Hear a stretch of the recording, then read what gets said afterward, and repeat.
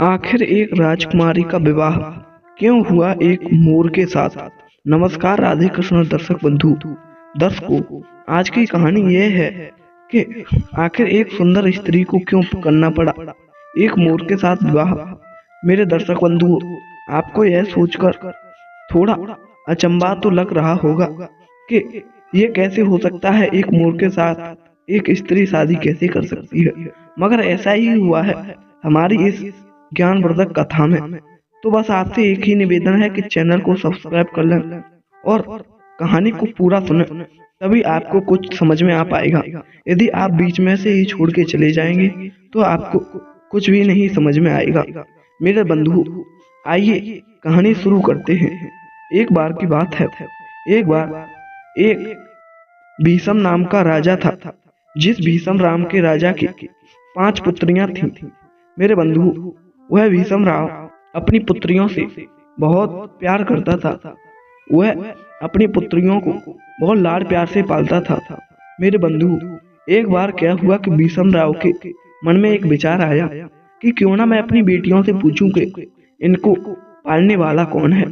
तब उस भीषम राव ने अपनी 5 बेटियों को अपने पास में बुलाया और कहा, बेटियों, आप मुझे बताइए कि तुम किसके भाग्य का खाती हो, तुम्हें खिलाने वाला कौन है। तो उनमें से जो उनकी 5 बेटियां थीं, उनमें से उसकी 4 बेटियों ने तो कह दिया, पिताजी, हम तुम्हारे भाग्य का खाते हैं, क्योंकि एक पिता ही तो होता है जो उसे अच्छे घर में करता है, या उसे अच्छे घर में करे या बुरे घर में, ये उसके पिता के हाथों में ही होता है। आप ही हमारे पालने वाले हो, आप ही हमें खिलाते हो। बंधु, इतनी बात सुनकर के वह भीषम राव राजा अत्यंत खुश हो उठा और जो वो उसकी लास्टमी बेटी बची, जिसका नाम था भावना, उस भावना से जब उस भीषम राव के राजा ने कहा, भावना बेटा, ये बताओ तुम्हें पालने वाला कौन है, तुम्हें कौन खिलाता है। तब उस भावना ने कहा, पिताजी, मुझे पालने वाला ईश्वर है। आप कौन होते हैं मुझे पालने वाले, खिलाने वाले। यदि विधाता ने मेरे नसीब में दुख लिख दिया है तो मुझे दुख ही मिलेगा, सुख देने वाला कोई पैदा नहीं होगा। यदि विधाता ने मेरे भाग्य में सुख लिख दिया है तो मुझे दुख देने वाला कोई पैदा नहीं होगा। मेरे बंधु, इतनी बात सुनकर के वह भीषम राव नाम का राजा अत्यंत एकदम से रुष्ट हो गया, एकदम से गुस्से से लाल हो उठा और उसने सोचा कि इसकी इस बात का अंदाजा क्यों ना लगाया जाए। यदि ये कह रही है कि भगवान मुझे पालने वाला है, तो देखता हूँ तुझे मैं गरीब घर में करूंगा, तुझे ऐसी जगह करूंगा जो कि तू अत्यंत दुख रहेगी, फिर मैं देखता हूँ कि तुझे सुख कैसे प्राप्त होता है। तो उस राजा ने, उस भीषम राव के नाम के राजा ने अपनी 4 बेटियों का विवाह अच्छे राजकुल घराने में कर दिया, अच्छे घरों में कर दिया, जो बड़े ही सुख और चैन में रह रही थी। जब उसकी बेटी वह भावना बची तो उस भावना के लिए नाई और पंडित को बुलाया और उस भीषम राव के नाम के राजा ने नाई और पंडित से कहा, जाओ और तुम ढूंढ करके कोई ऐसा वर लाना जो कि बिल्कुल बेकार हो, जिसमें यह खुश ना रह सके, वह इसे कोई भी चीज की इसकी पूर्ति ना कर सके, इसे खाने के लिए वे लाले पड़ जाएं। मेरे बंधु, मेरे दोस्तों, इतनी बात सुनकर के वह नाई और पंडित चल दिए और इधर उधर ढूंढने लगे। सुबह से शाम हो गई, मगर उन्हें कोई भी ऐसा गरीब व्यक्ति न मिला जिससे वह उस भावना नाम की लड़की की शादी कर सके। जब वह लौट करके आ रहे थे, तब उन्होंने क्या देखा कि एक घायल मोर धरती पर पड़ा हुआ है। तो उन नाई और पंडित ने आपस में बात की और कहा, क्यों ना इस मोर को ही ले जाया जाए, जिससे उस राजा को दिखाया जाए कि इस लड़की का विवाह इसी मोर के साथ में कर दूं। यह मोर इसको कभी खुश नहीं रख पाएगा। मेरे बंधु, उन नाई और उन पंडित ने उसी मोर को उठा लिया और जाकर के उन राजा के पास में पहुंच गए और राजा से जाकर के कहा, महाराज, हम आपके लिए एक ऐसा वर लाए हैं जिससे यह लड़की कभी खुश नहीं रह पाएगी। इस लड़की की जिंदगी में दुख ही दुख भरे रहेंगे।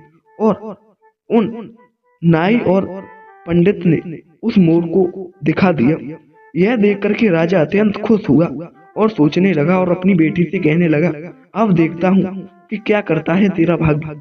मैंने तुझसे कहा था कि पिता ही सब कुछ करने वाला है, पिता ही सब कुछ करता है। यदि तू अब भी कह दे कि मैं ही हूँ तेरे पालने वाला, मैं ही तुझे खिलाता हूँ, तो अब भी मैं तेरी शादी किसी अच्छे घर में कर दूंगा। मगर मेरे दोस्तों, उस लड़की ने नहीं कहा और वह वही कहती रही कि मेरे पालने वाला तो भगवान है, वही मुझे अच्छा करेगा तो वही करेगा, बुरा करेगा तो वही करेगा।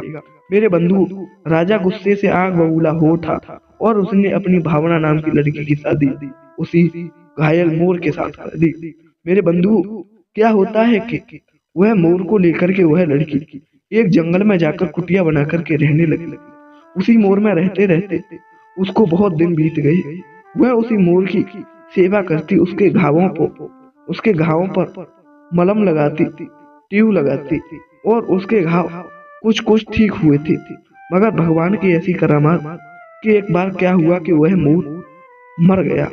उस मोर की मृत्यु हो गई। मेरे बंधु, वह भावना नाम की लड़की उस मोर को हाथ में लेकर के रोने लगी और वह अपने भाग्य को कोसने लगी और कहने लगी, भगवान आप मेरे साथ अन्याय क्यों कर रहे हो, अब मुझे कुछ मार्ग दिखाओ। और वह यह कहती हुई अपनी उस पति मोर को जलाने के लिए ले पहुंची और उसने एक लकड़ी की चिता बनाई और उस पर अपने पति मोर को ही रख दिया। जैसे ही वह जलाने वाली थी, तब तक क्या हुआ मेरे बंधु कि उसी जंगल में भगवान विष्णु जी माता लक्ष्मी के साथ घूमते हुए आ गए। वह तो सब कुछ देख ही रहे थे, तो उन्होंने सोचा कि चलो इस भावना नाम की लड़की को इसको पति दिया जाए, इसके भाग्य में हमने सुख लिखा है तो इसे सुख ही मिलेगा। तो वह भगवान विष्णु और लक्ष्मी माता जी दोनों उस भावना नाम की स्त्री के पास पहुंच गए और जाकर के कहने लगे, बेटा हमें तुम्हारे दुख का कारण पता है, तुम टेंशन मत लो, तुम चिंता मत करो, हम तुम्हें तुम्हारा पति अवश्य देंगे। तब वह भावना नाम की लड़की उनके आगे हाथ जोड़ करके खड़ी हो गई और बोली, महाराज हे भगवान, मुझे पक्का भरोसा था कि तुम जरूर आओगे। मैंने अपने पिता से भी कहा था, पालने वाला ईश्वर है, आप कौन होते हो। तब उन भगवान ने उस साधु जी को, उस भावना नाम की स्त्री को एक पति दिया है, जो वह मोर मरा पड़ा था उसे जिंदा करके एक राजकुमार बना दिया और उसे एक राज्य दे दिया राज्य करने के लिए। मेरे बंधु, अब वह भावना नाम की स्त्री अपने पति के साथ उसी राज में राज करने लगी। मेरे बंधु, अब उन दोनों की जिंदगी बड़े ही सुख और चैन में गुजरने लगी। बंधु, किसी को चाहे कितना भी बड़ा घमंड हो जाए कि हम ही हैं पालने वाले, तो वह पालने वाला नहीं हो सकता। जो हमारे कर्म में विधाता ने लिख दिया है वह तो हमें अवश्य मिलेगा। उस राजा ने अपनी 4 बेटियों का विवाह अच्छे घर में किया था, मगर जो उसकी सबसे छोटी बेटी थी उसका विवाह एक मोर के साथ कर दिया। मगर ईश्वर ने उसके साथ में बहुत अच्छा लिखा था, इसीलिए वह एक राजकुमारी बन गई। मेरे बंधु, वैसे तो उसके पिता उस भीषम राव ने अपनी 4 बेटियों को अच्छे घर में किया था उसे, और जो उसकी सबसे छोटी बेटी थी भावना, उसे बेकार घर में किया। मगर जो उसकी 4 बेटियां थी वह उतने अच्छे घर में नहीं पहुंच पाई जितनी की सबसे छोटी लड़की भावना अच्छे घर में पहुंच गई। इसीलिए कहते हैं, भाग्य का लिखा कोई नहीं मिट सकता। जो कुछ करता है भगवान करता है, भगवान के अलावा किसी की नहीं चलती। बंधुओं, तो आपसे एक ही निवेदन है कि भगवान पर विश्वास करें, भगवान को पूजा पाठ करें, जिससे हमारे जीवन में बहुत कुछ लाभ आते हैं। और हमारे चैनल को कर लें सब्सक्राइब, क्योंकि ऐसी ही नई नई कहानियां, नई नई कथाएं हम आपको सुनाते रहेंगे। बंधुओं, फिर मिलेंगे नई कहानी के साथ। तब तक के लिए सभी भक्तों को राधे कृष्णा, जय हिंद, जय शिव।